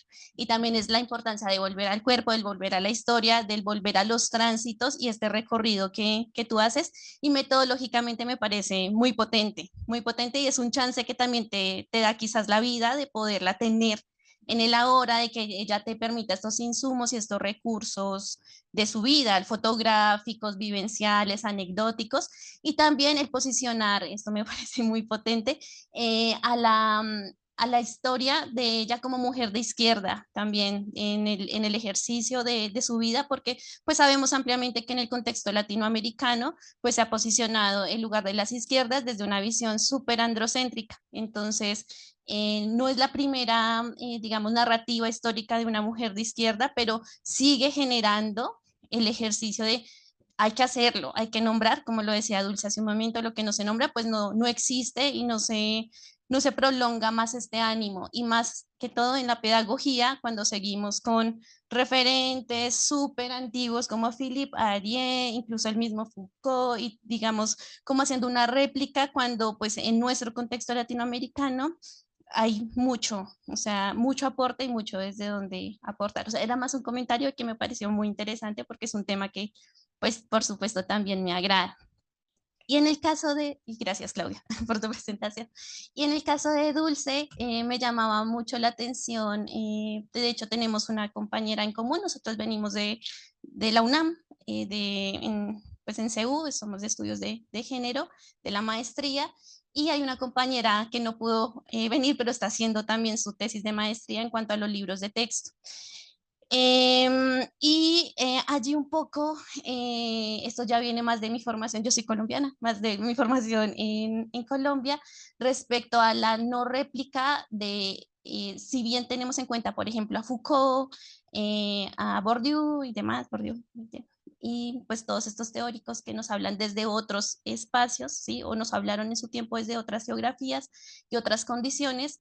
Mi pregunta es si en algún momento te has acercado a una teoría sobre el biopoder o la biopolítica, ya más en el contexto latinoamericano. Por ejemplo, no sé si conoces a Sandra Pedraza, a Ángela Facundo, que nos van a narrar lo mismo, no lo mismo, sino incluso desde la perspectiva del ser mujeres, de leerse como mujeres en un contexto latinoamericano, las mismas, bueno, un aporte sobre las biopolíticas de cómo operan, pero aquí. Muy distinto a lo que quizás, o a contrapelo, ¿sí? De lo que nos diría Foucault. Entonces, me parece importante, como si en algún momento lo contemplaste o lo reconocías, o pues decidiste como, bueno, me voy a quedar con Foucault y está bien también, ¿no? Y un poco porque también veo que citas a Laura Rita Segato en las pedagogías de la crueldad y demás, entonces es muy interesante poder generar esos engranajes muy coherentes de un poco lo hablamos allí como el no presentismo histórico, porque es muy fácil acudir a referentes y listo, nos acomodan por el término y como, listo, nos es funcional, pero cuando lo ponemos en conversación, como si tuviésemos la posibilidad de tener en plenaria aquí a todas nuestras referentes, nuestros referentes, pues como que dirían, no, yo no estoy de acuerdo con eso, o sea, ¿cómo me vas a traer aquí al lado, no? Siempre nos hacemos como este ejercicio de imaginación de qué pasaría si le estuviésemos acá, y también cómo conversan, porque a veces se esfuerzan, ¿no? A entrar, o es una interpretación que está supremamente bien, también propia, pero no sé si lo pensaste en algún momento muy desde acá, y si no, y pues también es muy interesante toda esta lucha que se hace desde las aulas y pues que también es habitado. Y también otra pregunta era si en algún momento lo nombras al inicio como, pues esto emerge también de la experiencia propia, soy de los 90, nosotras también. Y pues si en algún momento dentro de tu narrativa del trabajo de grado contemplaste escribir ese posicionamiento, ya como muy Donna Haraway, posicionamiento situado también y sitiado, de cómo tú te acercas a tu propia investigación. Y ya, pero también es un tema que me gusta mucho. Sí, respondo. Sí, de hecho, em, siento que justo Rita Segato y Donna Haraway son mis referentes de la vida, ¿no? Son mi columna vertebral y me encantan. No sé, yo para dormir me pongo un video de Rita Segato para sentir que me habla, para que sentir que me habla al oído. Y sí, justo yo lo veía también así como, si voy a ser cuidadosa en mi bibliografía, voy a intentar meter personas con las que me siento afín con sus discursos. Entonces, sí intentaba hacer eso, pero me atrapó el concepto de biopoder. Entonces, digo, sí, pero sí, soy muy a favor de tener este cuidado en la bibliografía que estamos usando para tener este posicionamiento más claro, ¿no? O si vas a hablar de un posicionamiento que te hable de autores que han escrito en América Latina o de autoras que sean mujeres, o hacer énfasis en que si son antropólogas o son sociólogas o son filósofas, porque al final su lugar de enunciación cuenta y su lugar donde crecieron pues también cuenta, ¿no? Y forma su discurso. También hace poquito escuchaba a esta chica, a Dalia de la Cerda, y fui muy fan de todo lo que hace, porque digo, es que antes de escribir, ella se posiciona y ella dice, estoy escribiendo desde aquí y este es mi lugar de enunciación y voy a ser ajena a aquel discurso academicista porque no es el lugar en donde yo crecí. Entonces creo que también eso es muy válido y se puede ver con nuestras bibliografías. Y también decidir leer o no leer algo, o incluirlo o no incluirlo en nuestras bibliografías, pues habla de nosotros mismos también, ¿no? Y sobre si hago un posicionamiento en mi trabajo, sí lo hago, sí. Y justo porque todo inicia con la película de Perfume de Violetas, que en México fue muy popular. Desconozco si en Colombia haya sido igual, pero tienen que verla, cine mexicano. Buenísimo, sí, es muy buena. Entonces, pues, el interés por hablar de esto, pues, vengo de una familia muy tradicional con 3 hermanas, puras mujeres, y a pesar de ser puras mujeres, nunca se habló del tema. Y veíamos la película y pasaba esa escena y era de, pues, ¿qué le pasó? No estoy entendiendo. Y ya hasta que pasan los años, pues te das cuenta lo que le pasó y que no era motivo de castigo o motivo de mantenerse oculta. Pero sí se hace un posicionamiento y también he puesto como alguna recopilación de las experiencias de mis alumnas y cómo lo pueden ver hoy en día o cuáles han sido sus experiencias hoy en día. Y a pesar de que, digamos, no, pues es que estamos muy modernizados, ¿no? Es que Jalisco ya no está tan conservador o cosas así, sigue habiendo ideas muy arraigadas en niñas de 12, 13 años de que es que no se me puede notar, es que prefiero ese día no venir porque qué tal que me mancho, o pues sí, es que mi mamá me dice que no haga ejercicio cuando estoy en mis días porque no se puede. Entonces, también, a pesar de que hayan pasado décadas y a pesar de que estemos nombrando las cosas y cada vez se haga más de dominio público el tema, sigue estando presente cierto tabú o cierto misticismo hacia la menstruación. Sí, gracias. Y vean Perfume de Violetas. Muchas gracias por las preguntas. Todavía tenemos 5 minutitos. Acá habían levantado la mano primero.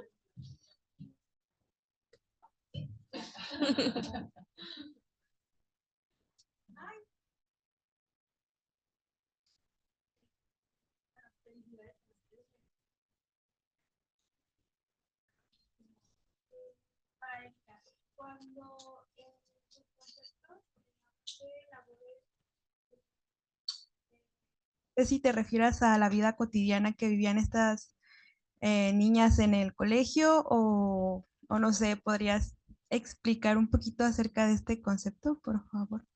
Y ya, solo eso. Ok, que hagan las 3 preguntas. Sí, mejor para...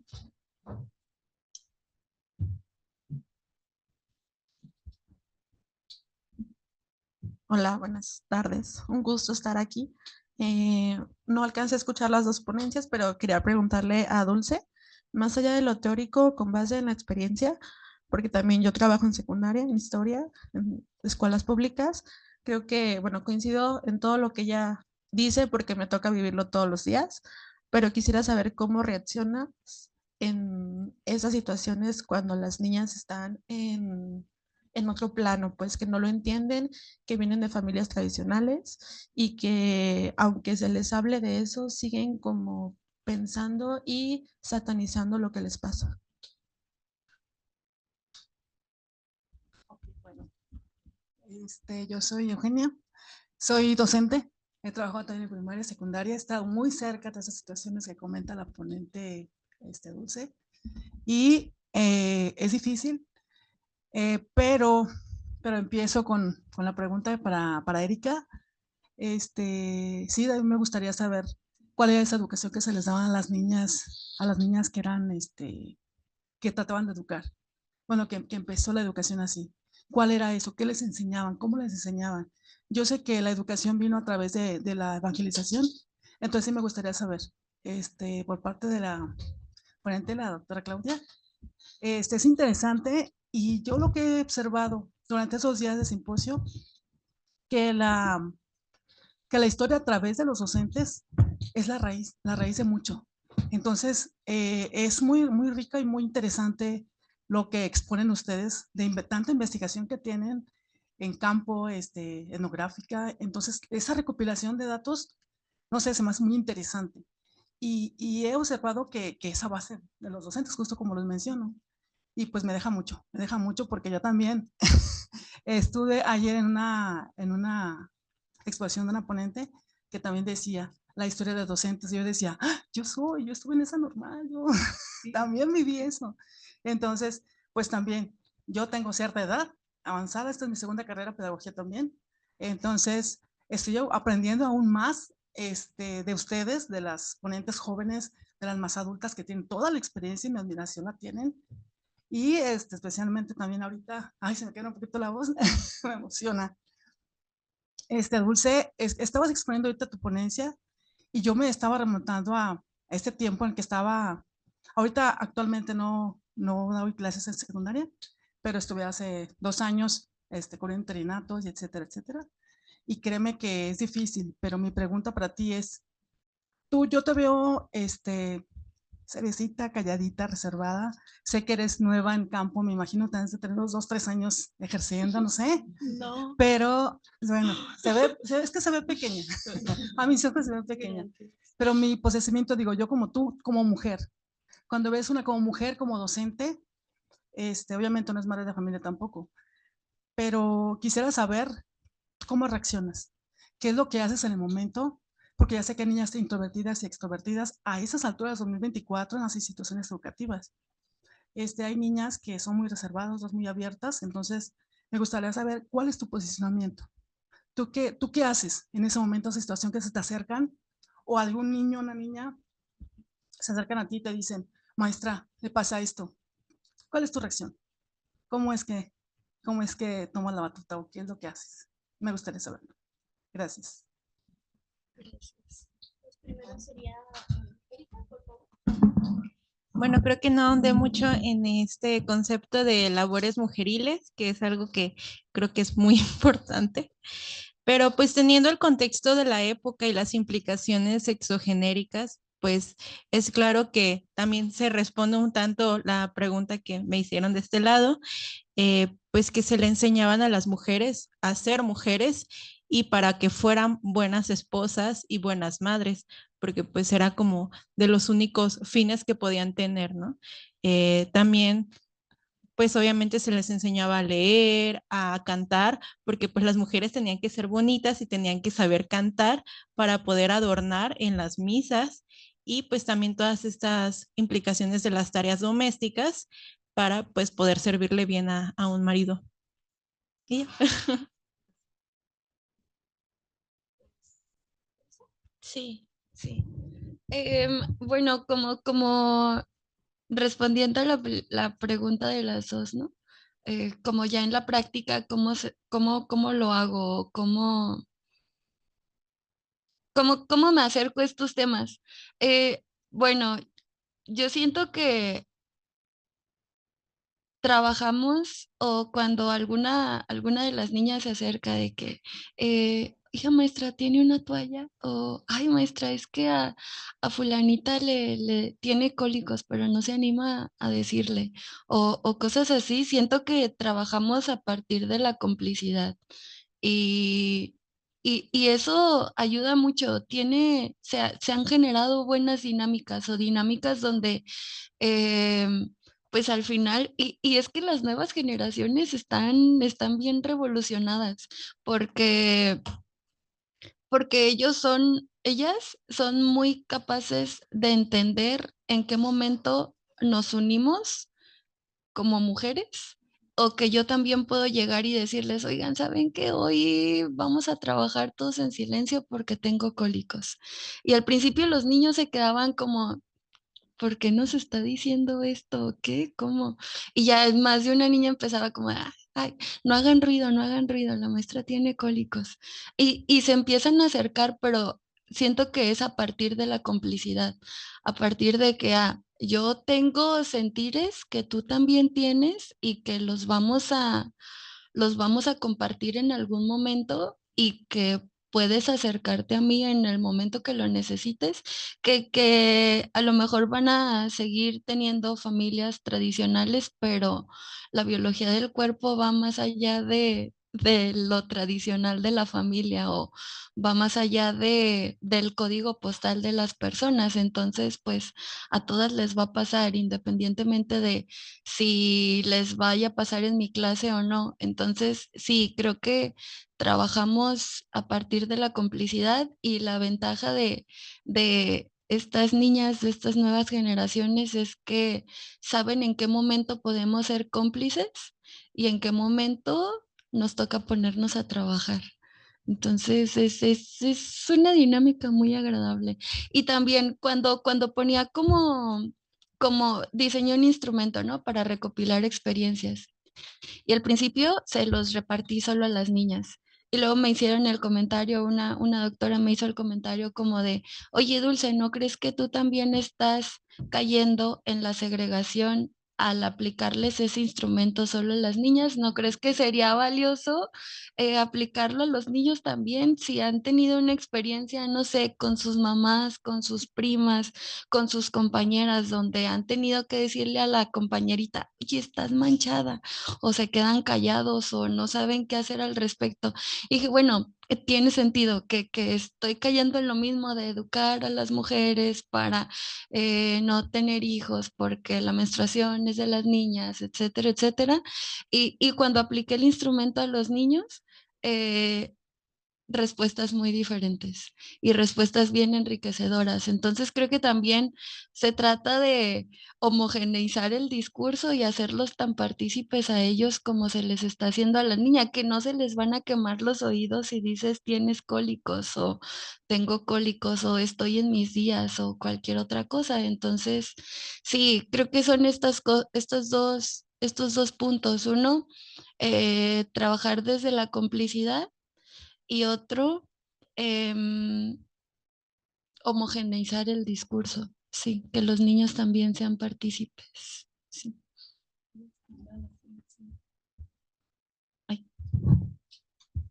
Bueno, yo quiero agradecer los comentarios. Sí, es toda una experiencia o sea, trabajar con alguien que ha sido una actora social y que además ir descubriendo un montón de cosas todavía. Cuando yo le dije que venía a dar esta ponencia, me empezó a comentar y me empezó a platicar otras cosas que no me había platicado antes y tiene que ver con su experiencia en la mina, pues donde fue la mina El Amparo y todo esto que yo no había, o sea, yo no sabía que había sido maestra normalista en Jalisco, pues, o sea, yo supe que había que había trabajado como profesora de primaria pues en Jalisco, pero es súper enriquecedor y estoy en ese proceso de construcción de su historia de vida, ¿no? Entonces, muchas gracias y bueno, pues por ahí le seguiré, ¿no? Y un poco con la cuestión de la educación, eh, es bien importante, sí, y lo vinculo un poco con lo que decía Dulce, la labor de las profesoras en la primaria y en la secundaria para con las niñas y con los niños. Yo sé de un caso de una niña que quiso ser solidaria con otra niña que tenía un cólico. Y esta penalización todavía se ejecuta, se practica y es una práctica más cotidiana de la que nosotras pudiéramos pensar. Aplaudo que estén ustedes aquí, aplaudo que sean profesoras y que se estén formando con esta otra visión, porque nos hace falta mucho. A esta chica que le da a su compañera una pastilla para el cólico, casi la expulsan. Criminalizan el haberle otorgado una pastilla para el cólico y la meten, la propia institución ejerce contra ella violencia institucional por esta pastilla contra el cólico y la amenazan y le dicen, si tú le diste una pastilla que haya sido de droga, o sea, vas a salir expulsada de la escuela. A mí esta situación me pareció sumamente grave porque además nos falta mucho, o sea, profesoras como ustedes en primaria y en secundaria hacen falta. Todavía hay este esquema institucionalizado, autoritario, que penaliza la sororidad, que penaliza el acompañamiento. Las niñas no se pueden abrazar, los niños no se pueden abrazar. Y si tú le das a esta niña para tratar de apoyarla una pastilla para el cólico, o sea, casi te expulsa, ¿no? Entonces, yo aplaudo, me encanta que estén aquí, me encanta que estos trabajos se estén haciendo, falta mucho y las maestras de primaria, de secundaria, tienen una labor sumamente importante dentro del ámbito educativo para ir transformando estas miradas con respecto a cómo se tiene que o se tendría que entender el mundo, ¿no? Hay muchas prácticas que todavía se siguen reproduciendo. Esto que decía Erika también de las labores mujeriles, o sea, las niñas tienen que barrer, tienen que trapear, tienen que cocinar, tienen que aprender a hacer la comida, tienen que atender a los otros. Y los niños, bueno, no está tan permitido todavía, ¿no? O sea, lo hacen, claro que lo hacen, sí, pero se ve también luego como que es una cuestión de un aporte que se magnifica y no un aporte, o sea, no una cuestión como de equitativa, pues, del comportamiento, de cómo tendríamos que relacionarnos entre hombres y mujeres, ¿no? Entonces, a mí me encanta, aplaudo las preguntas que han hecho y claro que me encantó también la mesa y estas mesas que tienen que ver con la educación, ¿no? Y muchas gracias.